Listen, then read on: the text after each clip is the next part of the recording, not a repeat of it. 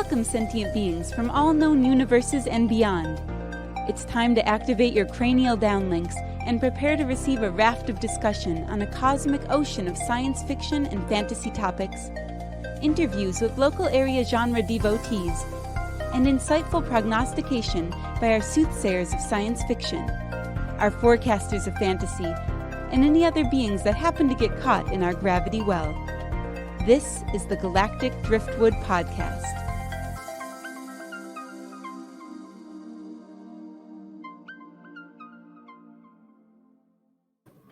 Hello and welcome to this edition of the Galactic Driftwood Podcast. I am Bill. I am Linda. I'm Charles. I am Seth. And I am Chris. And we are the human hosts of this, the Galactic Driftwood Show. Please enjoy these noises that we make with our completely human mouths.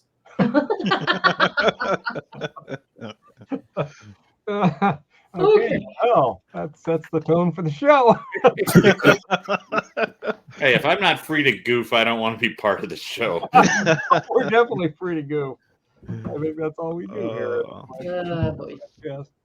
So, this episode, fun. We are going to talk about Avatar. I don't know why I keep drawing a blank on that movie name all of a sudden. We're going to talk about the new Avatar movie that's just now out. Only one of us, Chris, has seen it, so he's going to give us his impressions of that.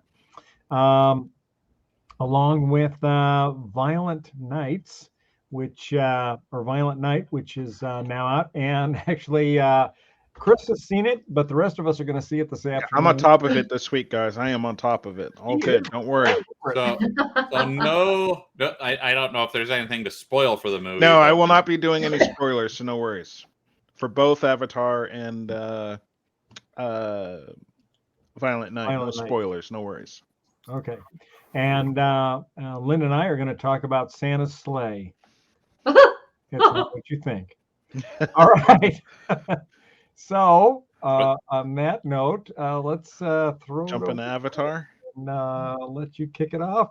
Your choice. Which one you want to talk about? Yeah, we'll jump into Avatar. So, and that one's freshest because I just saw that Friday, and I enjoyed it very much. So, Avatar 2, The Way of Water, essentially takes place 10 years after the original film, which is probably, more or less close to reality from when anyone last saw Avatar. I'm sure there's youngsters out there that have no idea what that is, that's how long ago this came out. Okay.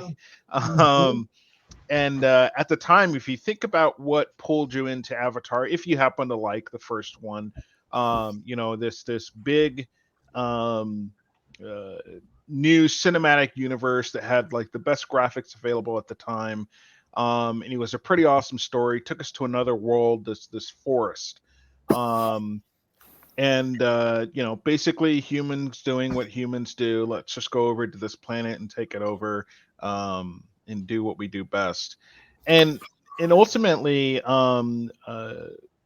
with this new film, I don't know how James Cameron did it, but he managed to actually make it better than the first one, just as good, and hit every point of emotion basically that there is, from excitement to being happy to anxiety, to depression to everything, like the whole works, anger even. You feel all these emotions in there. So it's a complete story. Yes, it is a long movie. It's like the full 3 hours, much like the original one. So a couple of things on that. So this film, like I said, the title is Avatar: The Way of the Water, and what they're doing in this one is he's basically painting a whole new world.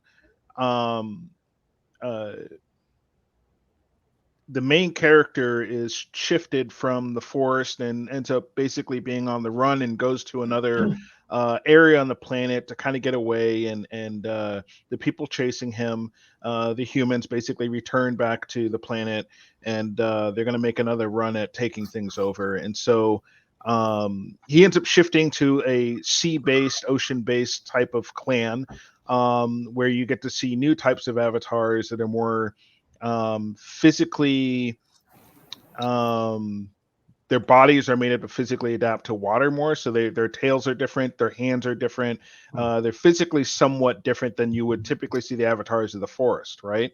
So they're having to learn to adjust to the ways of the water and things like that, and that's kind of where the story starts to go from there. I can't jump in too much more because there are things that they did very well in the trailers and not spoiling what the overall story is. So I don't want to jump into that because that also is part of the excitement and the storyline and everything like that. So I don't want to give away who is in the film or anything like that, because it does start to give a lot away once you go into that aspect. But basically, he's got a family, a few kids in this, and it's about them having to kind of pick up and move across the planet to another place, and how they adjust to the living there, as well as dealing with their enemies who are hunting them. Interesting. Did you see it at the regular theater or IMAX? I don't even know. Is The regular theater. So I went through a work event, which sponsored it. So they had it at a regular theater, not the IMAX experience. I do suggest going to check out the IMAX experience on it. Even though I saw it in a regular theater, this was visually, again, another next level of cinematography. Okay. So they absolutely knocked it out of the park. It looked fantastic. And if you haven't seen the original Avatar, what made it so kind of awesome back in the day that was released is they're blending CGI and real world people into the same type of environment. So you have humans walking amongst avatars. You don't get that typical green screen or disconnectedness you have between a lot of other movies that try to blend that. They did a phenomenal job kind of putting all that together. Have you looked into any of the filming, or I don't know if there's any of No, not yet. It's something I want to look at because I'm curious how some of that was accomplished. Yeah, I was wondering if they were using something like that volume space like they used on The Mandalorian. Yeah, and I mean, and maybe that could be, and that's how they got the next level of realism there. Yeah. And again, if you go back to the first Avatar, that looked phenomenal. As a matter of fact, if people didn't know, they actually re-released a remastered Avatar in like a full 4K kind of resolution recently. I think it was back in theaters back in September or something. I'm actually still looking to see if they're going to re-release it on like a Ultra HD Blu-ray disc or something like that. But they did re-release Avatar for IMAX theaters in the last couple months. Huh. So even that got freshened up for like HDR and all that. Would you recommend people see the original one as a refresher, or is that really not needed? It's not really needed. So they actually do a really good job of touching on the parts that mattered in the first Avatar film without rehashing all of it. Okay. If you want to go from adventure to adventure, they do a good job of making you feel like it's been a decade. Okay. They make you feel like it's, they catch you up quickly and then they get the story going. And they do a really good job of bringing elements from the first Avatar, from their past, into the current of things that they still have to deal with. Okay, good to know. So, and I know that's not getting too in depth on the film, but again, I promise no spoilers. Right. It is action packed. It's got your family drama. It's got romance. It's got kids learning. It's got adapting to new places, having to make friends that, again, like I said, they moved over to an entirely different part of the continent, and they're having to learn to adjust to a new clan with different rules and things of respect and everything like that. Pretty cool. Is there like an overarching message that they're trying to get across? Kind of like the first one was about, kind of protecting the land and, Yeah, so the first one, was about protecting the land and respecting, the natural people that were there. And this one is frankly a little bit more of the same, less about the land. This one gets more personal. Okay. And I'll also add, if you were not aware, they are in the process of filming, and they're almost done with the third one already, and have already started filming the fourth one.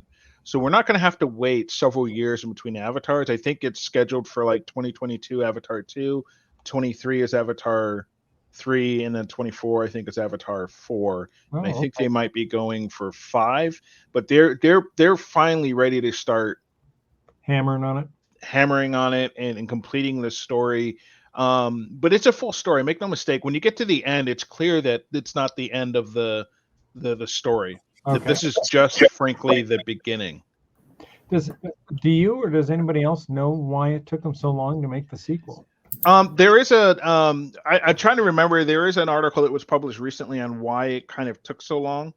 There is a reasoning out there that James Cameron provides. I don't want to misspeak on what exactly it was, Gotcha. but there was some kind of reasoning.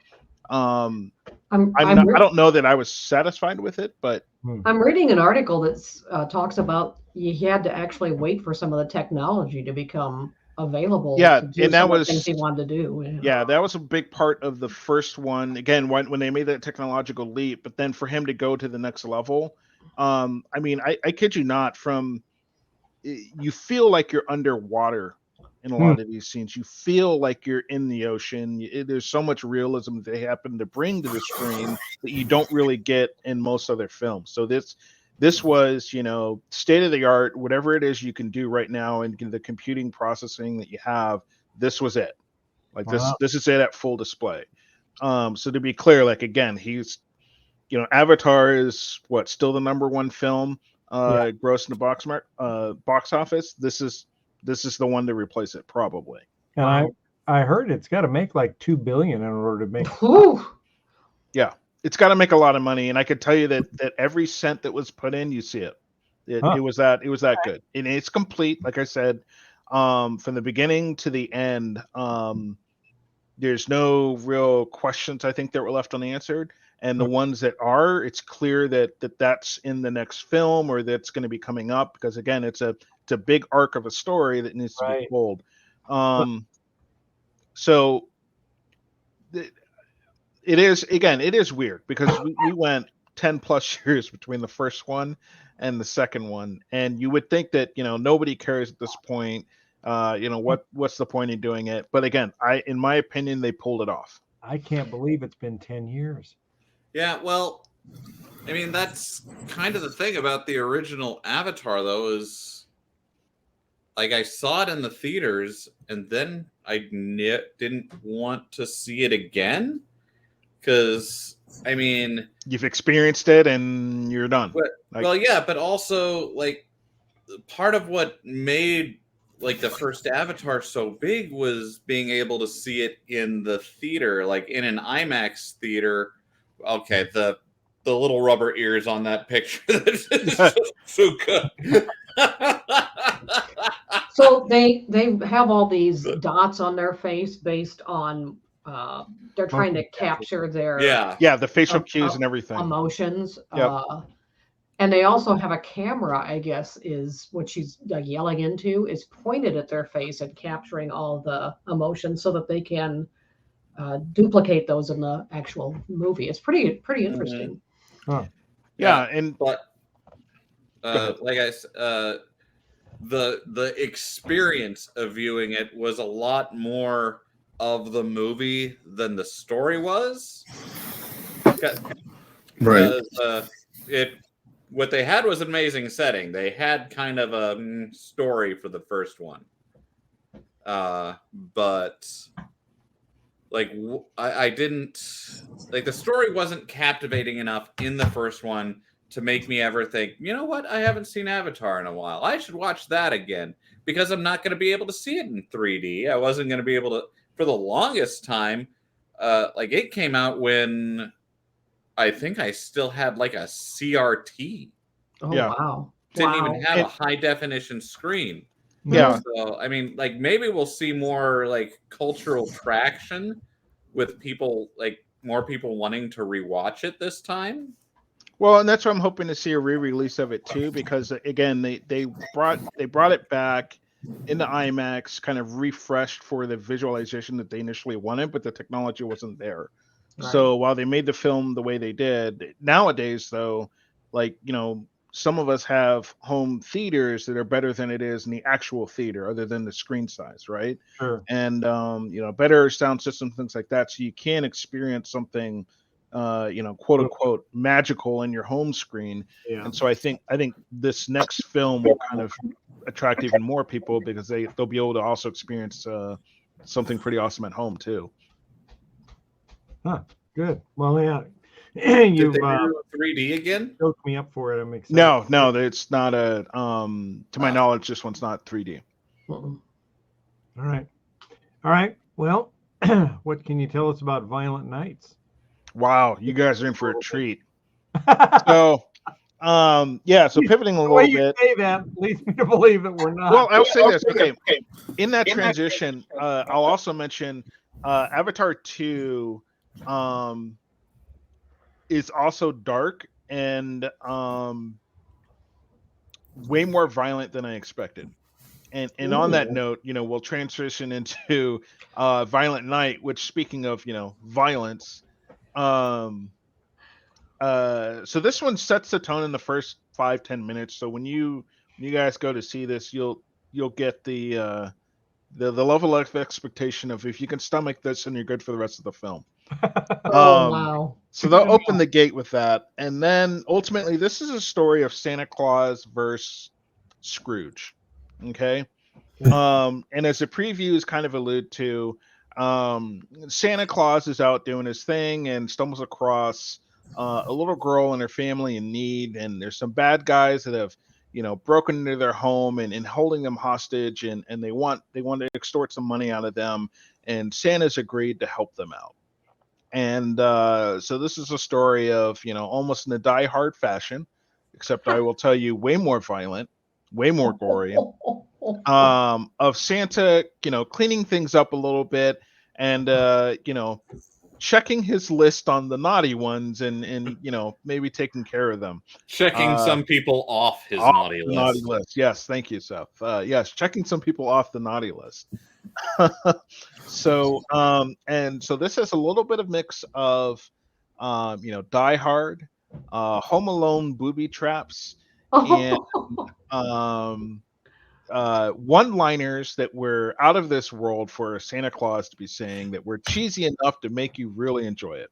Time for some seasons beatings. Yes. So lots of things like that, which will make the movie very much enjoyable. It was a very fun movie to watch, even despite some of the I can't believe that happened to that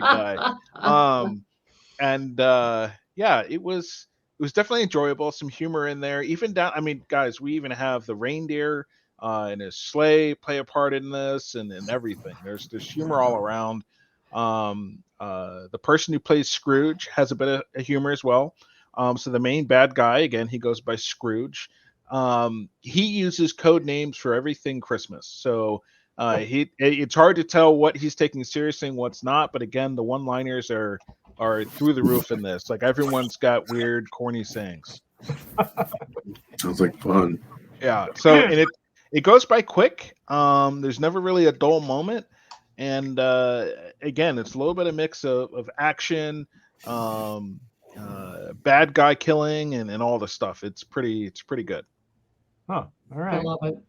Well, on a similar theme, this week, Linda and I watched Santa's Sleigh. Sleigh spelled S-L-A-Y.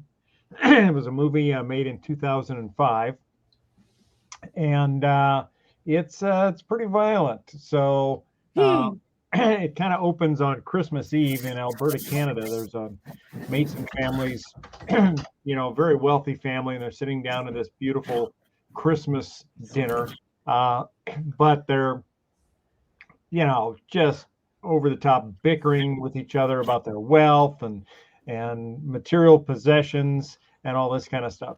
When all of a sudden Santa Claus comes down the chimney and proceeds to kill them all in various graphic displays of Christmas-themed violence. So, for example, the matriarch of the family, he drowns her in eggnog. He uses the star atop the Christmas tree to take out another family member, throws it at her as a shuriken, if I'm saying that right. Jeez. And he stabs the patriarch's hands to the table with silverware, and then suffocates him with sticking a turkey leg in his mouth. So it's a pretty violent opening, which, like what you said, Chris, it definitely sets the stage for the rest of this film.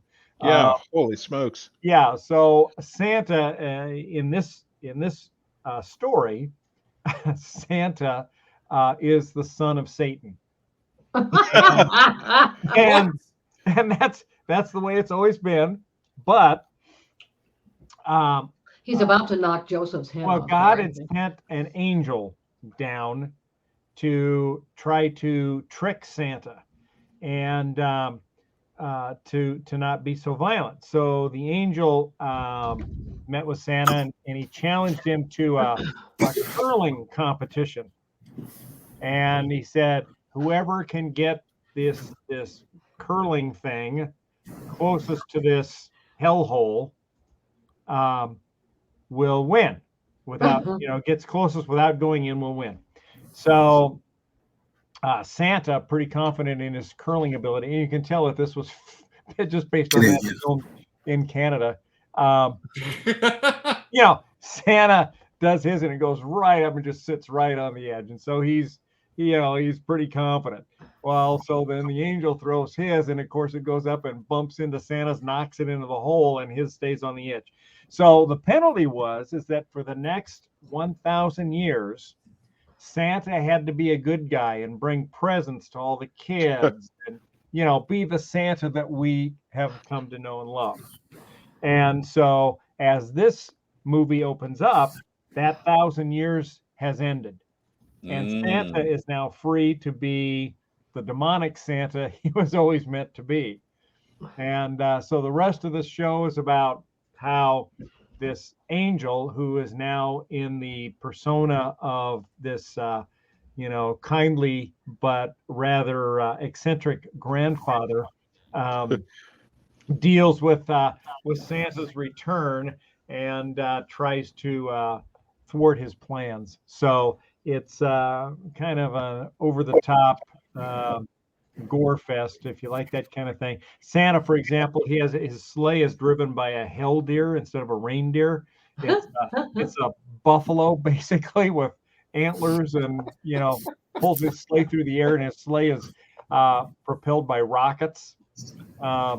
And all of this mayhem and massacre happens in this town called Hell Township.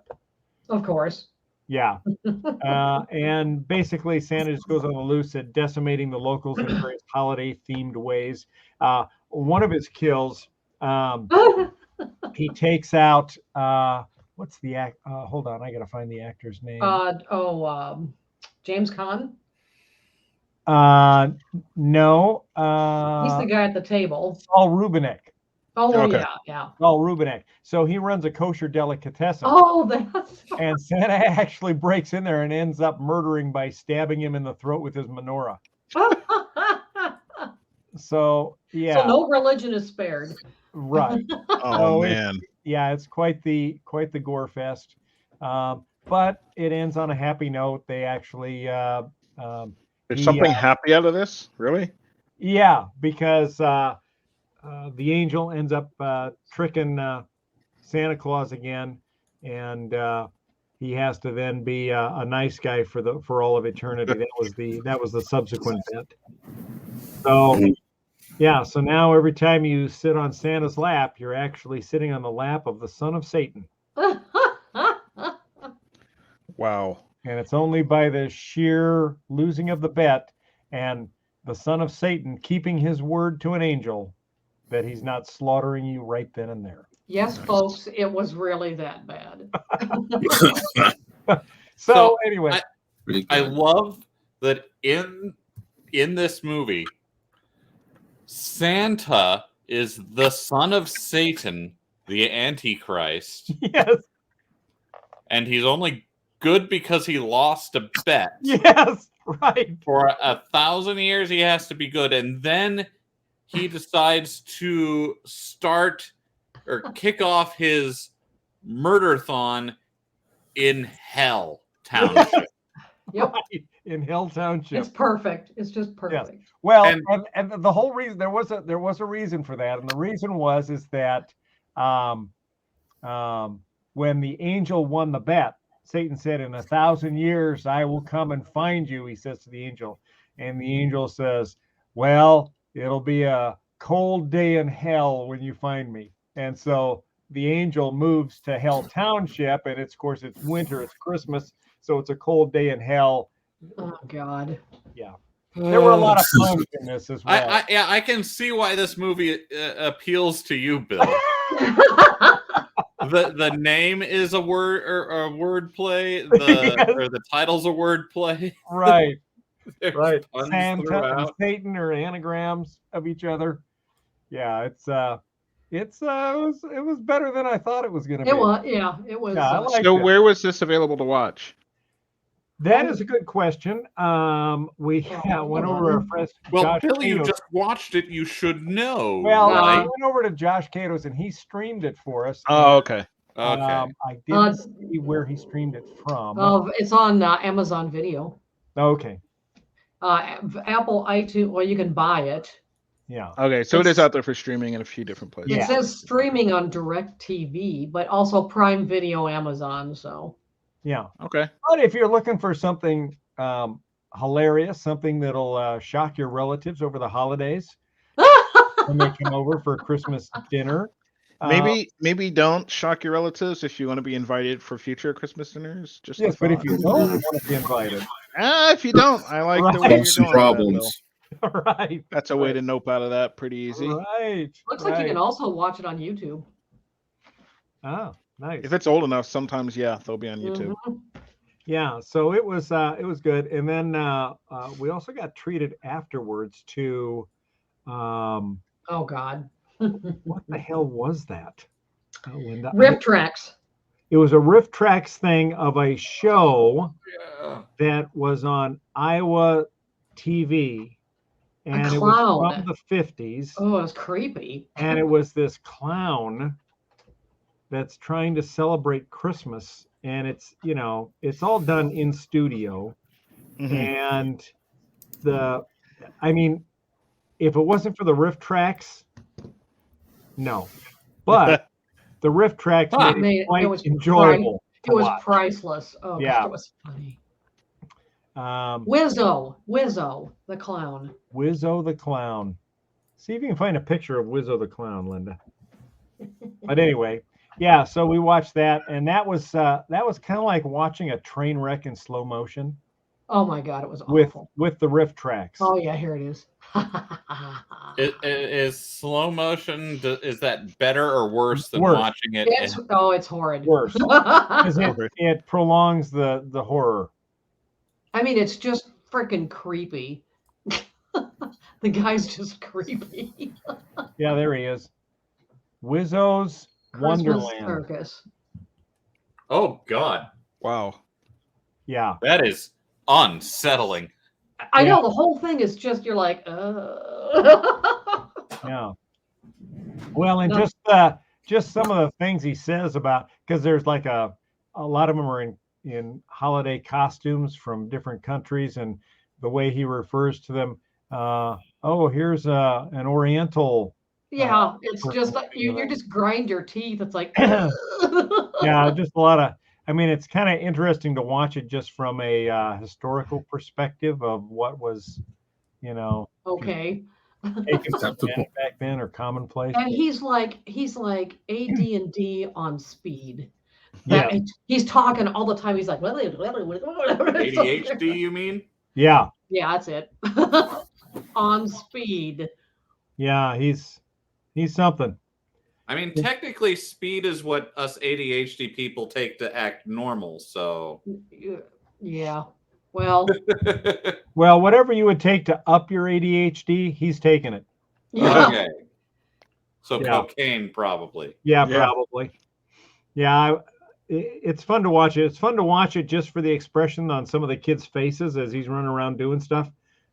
Because one of the They're kids, just like, get me out of one here. of the kids is just like, "What in the F am I doing?" You can just see it written all over their face. So anyway, if you're looking for some fun holiday stuff to spring on your relatives in the hope that you won't have to endure them next year, Santa's Sleigh and Wizzo's Wonderland by Riff Tracks are highly recommended. But on the other hand, if you just want to get out of the house and get away from your relatives, sounds like Avatar and Violent Nights are the way to go. So Yeah. All right. I sense a pattern with the getting away from your relatives thing here. Yeah, well, getting away from or not having to be invited back. I mean, at a certain point, everybody's had enough, Yes. right? I love it. Yeah. All right. Well, that's all we've got for this time, folks. We're going to be having actually an After Dark session come up where we're going to film an After Dark session and talk about Violent Nights. So that should be kind of interesting. We'll see how violent that gets. So anyway, have a great new year. We will be talking to you after the first of the year. And I can't believe we'll be starting our 6th season of Galactic. Oh my God. That's crazy. We're going to hit 200 episodes this year. Oh my God. That's We'll insane. have to do a special. Yes. Special, an After Dark special for our 200th episode. We'll have to put some effort in. Yes. No. For a change. Maybe we'll do more than one take. I like it. All right. Sounds good. Well, thanks for tuning in, folks. We will see you after the first of the year. Take care. Later. Right. Bye. Well, there we go.